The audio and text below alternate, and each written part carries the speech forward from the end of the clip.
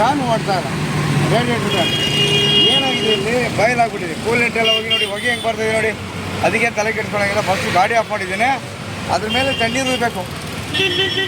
ತಣ್ಣೀರು ಉಯ್ದುಬಿಟ್ಟು ಸ್ವಲ್ಪ ಕೂಲ್ ಮಾಡಬೇಕು. ಕೂಲ್ ಮಾಡಿ ಆಮೇಲೆ ಕೂಲೆಂಟ್ ವಾಟರ್ ಹಾಕಬೇಕು.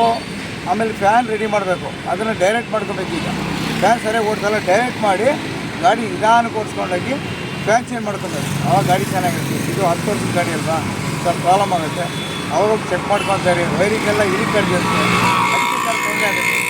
ನೋಡ್ಕೊಂಡು ಗಾಡಿ ಓಡಿಸಿ, ಇಲ್ಲ ಬಾಯ್ಲ್ ಆಗ್ಬಿಟ್ಟು ಇನ್ನೇ ತೊಂದರೆ ಆಗುತ್ತೆ. ಕೂಲ್ ಆಗೋ ತನಕ ತಣ್ಣೀರು ಹಾಕ್ತಾ ಇರಬೇಕು. ಇಲ್ಲಾಂದರೆ ಹೀಟಾಗುತ್ತೆ, ಇನ್ನೂ ತೊಂದರೆ ಆಗುತ್ತೆ.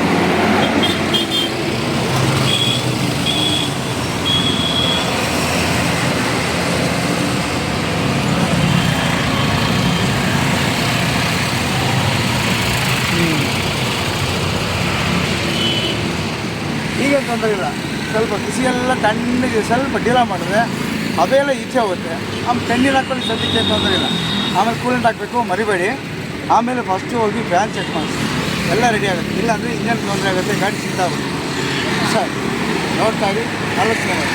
ಬೇಸಿಗೆಲ್ಲಂತೂ ಇಂಪಾರ್ಟೆಂಟಾಗಿ ಕೂಲೆಂಟು ಎಲ್ಲ ನೋಡ್ಕೊತಾ ಇರಬೇಕು ನೀವು. ಆಮೇಲೆ ಇಂಜನ್ ಆಯಿಲ್ ಕರೆಕ್ಟಾಗಿ ಇರಬೇಕು, ಇಲ್ಲಾಂದರೆ ಇಂಜಿನ್ ಆಗುತ್ತೆ. Thank you.